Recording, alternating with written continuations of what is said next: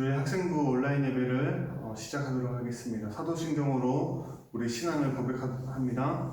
전능하사 천지를 만드신 하나님 아버지를 내가 믿사오며 그 외아들 우리 주 예수 그리스도를 믿사오니 이는 성령으로 잉태하사 동정녀 마리아에게 낳으시고 본디오 빌라도에게 고난을 받으사 십자가에 못 박혀 죽으시고 장사한 지 4일 만에 죽은 자 가운데서 다시 살아나시며 하늘에 오르사 전능하신 하나님 우편에 앉아 계시다가 저희로서 산 자와 죽은 자를 심판하러 오시리라.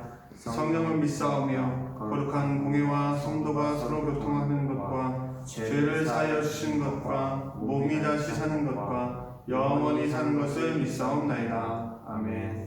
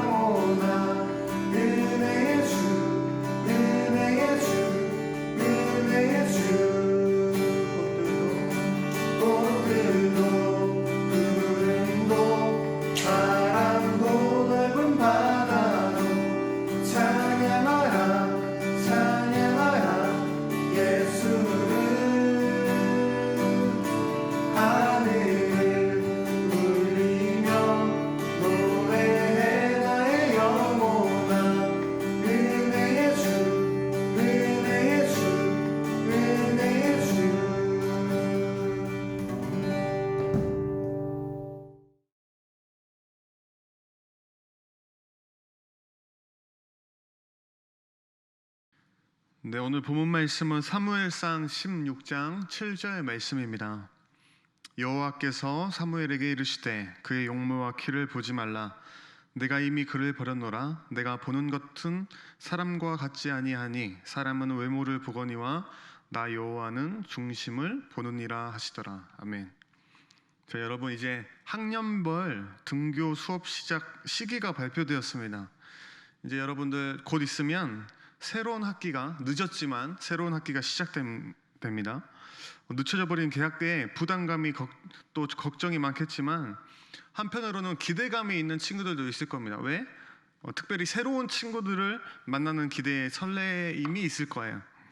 우리 친구들은 새로운 사람, 새로운 친구들을 사귀게 될 때 가장 우선적으로 보는 게 무엇입니까? 아마도 외모가 가장 우선순위일 겁니다. 어떤 친구를 사귈 때 가장 우선적으로 무엇을 보는지 질문했을 때 성격으로 이야기하는 사람, 또 저는 눈을 가장 먼저 봅니다, 이렇게 대답하는 사람들은 대부분 거짓말일 확률이 높습니다. 무조건 목사님 말은 무조건 외모가 가장 우선순위다라는 것은 아닙니다. 하지만 분명한 것은 모든 인간에게 내재된 습성 중 하나는 눈에 보이는 것에 대하여 굉장히 큰 의미를 부여한다는 거예요. 자, 이스라엘의 초대 왕이었던 사울은 하나님의 기대를 저버렸습니다. 아말렉과의 전쟁을 앞둔 사울 왕에게 하나님께서는 아말렉의 모든 것을 전멸시키라고, 하나도 남김없이 다 없애버리라고 말씀하셨죠. 그런데 사울은 전쟁에서 승리한 이후에 좋은 것, 기름진 것들을 취하여서 가지고 돌아옵니다. 하나님의 명령에 불순종한 것이죠. 이 불순종 때문에 사울 왕은 하나님께 버림을 받게 됩니다. 사무엘상 16장 1절 말씀입니다. 여호와께서 사무엘에게 이르시되 내가 이미 사울을 버려 이스라엘 왕이 되지 못하게 하였거늘 내가 그를 위하여 언제까지 슬퍼하겠느냐. 너는 뿔에 기름을 채워 가지고 가라. 내가 너를 베들레헴 사람 이새에게로 보내리니 이는 내가 그의 아들 중에서 한 왕을 보았느니라 하시는지라. 자, 사울의 불순종으로 하나님께서는 사무엘 선지자에게 다음 왕을 세우라고 명령하고 계십니다. 자, 사무엘은 굉장히 당황했을 거예요. 그렇지만 하나님의 말씀에 순종하여서 베들레헴 사람 이새의 집으로 향해 길을 떠나게 됩니다. 하나님의 말씀에 순종한 길이었습니다. 자, 여기서 잠깐 여러분 두 사람을 봅시다. 한 사람 하나님의 명령에 불순종하고 자기의 기준에 따라서 자기의 유익에 따라서 하나님의 말씀을 저버리는 사울 왕과 또 이해할 수 없지만 당황스럽고 힘든 일이지만 곧바로 순종했던 사무엘 선지자가 있습니다. 우리 친구들은 사울 왕과 사무엘 선지자 중에 누구와 더 가깝습니까? 사무엘처럼 하나님의 말씀에 순종할 수 있는 우리 친구들이 되기를 바랍니다. 자, 그렇게 다음 왕을 세우기 위해 길을 떠난 사무엘이 드디어 이새의 집에 도착하게 됩니다. 자, 사무엘의 모든 관심사는 뭐예요? 하나님께서 말씀하신 다음 왕이 될 만한 인물이 누구인지 찾는 겁니다. 구체적인 이름을 하나님께서 말씀하지 않으셨기 때문에 사무엘은 이새의 아들들을 매우 주의 깊게 바라보았을 겁니다. 성경에 보니까 사무엘 선지자가 엘리압이라는 이새의 아들을 보았습니다.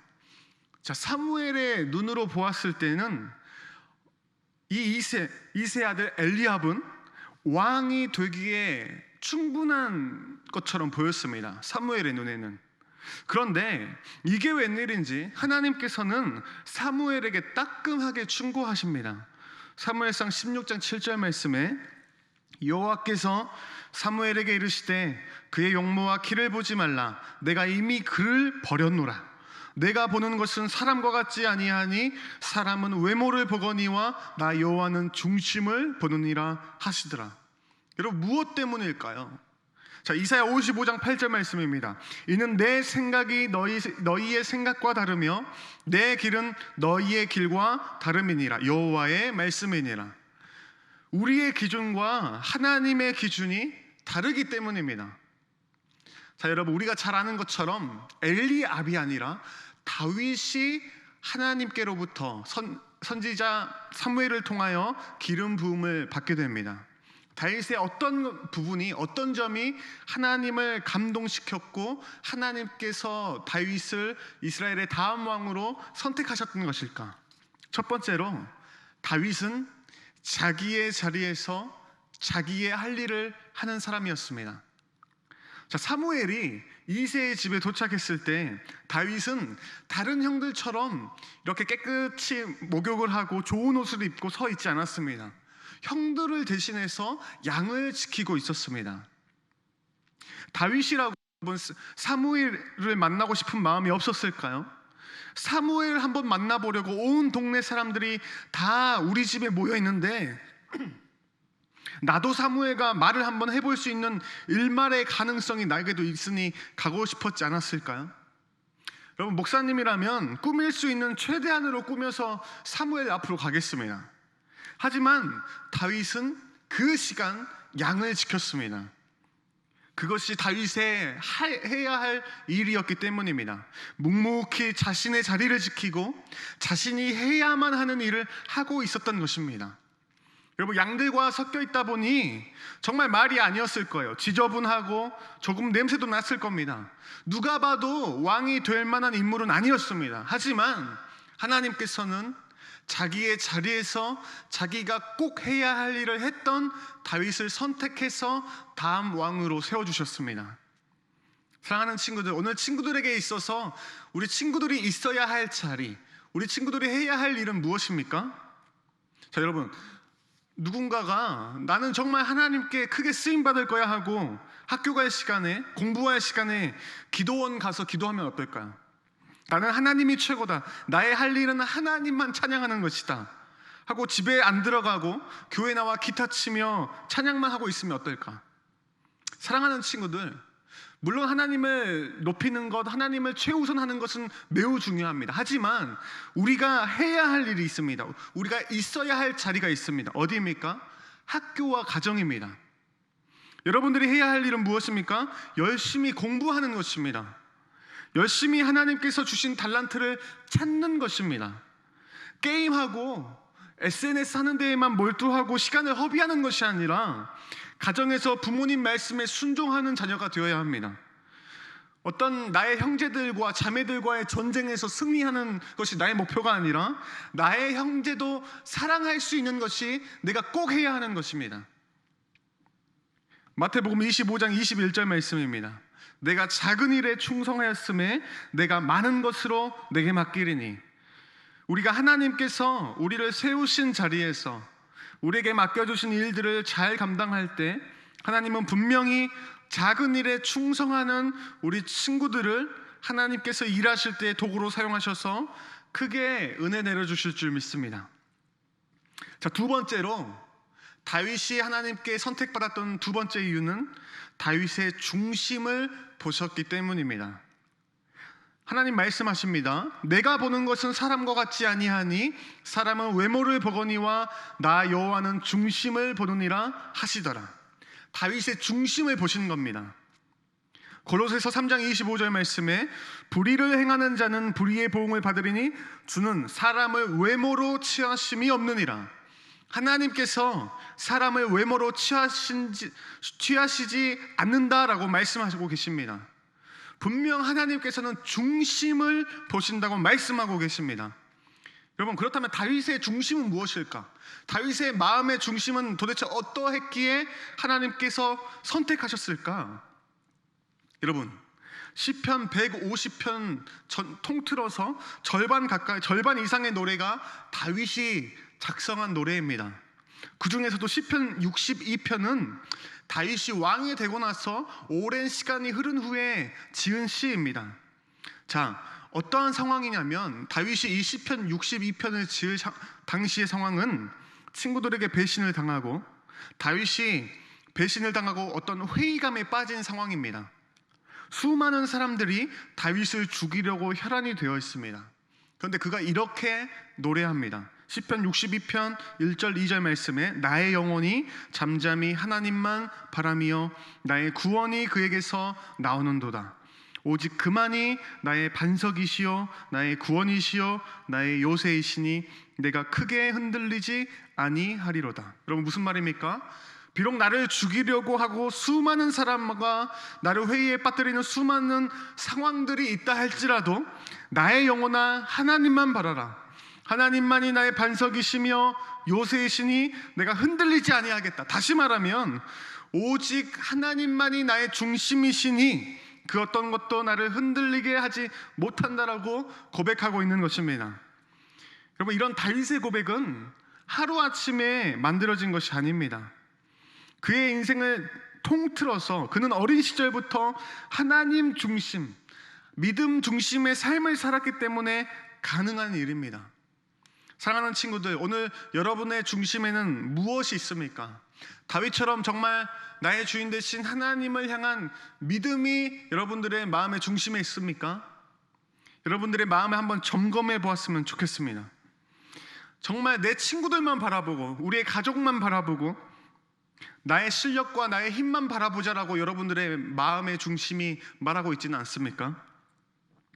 나를 회의에 빠뜨리는 수많은 상황들 앞에 오직 하나님만이 나의 중심이시니 그 어떤 것도 나를 흔들리게 하지 못한다라고 고백할 수 있는 우리 친구들의 믿음이 될 수 있기를 간절히 바랍니다. 아멘. 기도하겠습니다. 사랑과 은혜의 하나님, 감사합니다. 귀한 은혜를 베풀어 주셔서 하나님 앞에 예배할 수 있는 귀한 시간 허락하여 주시니 감사합니다.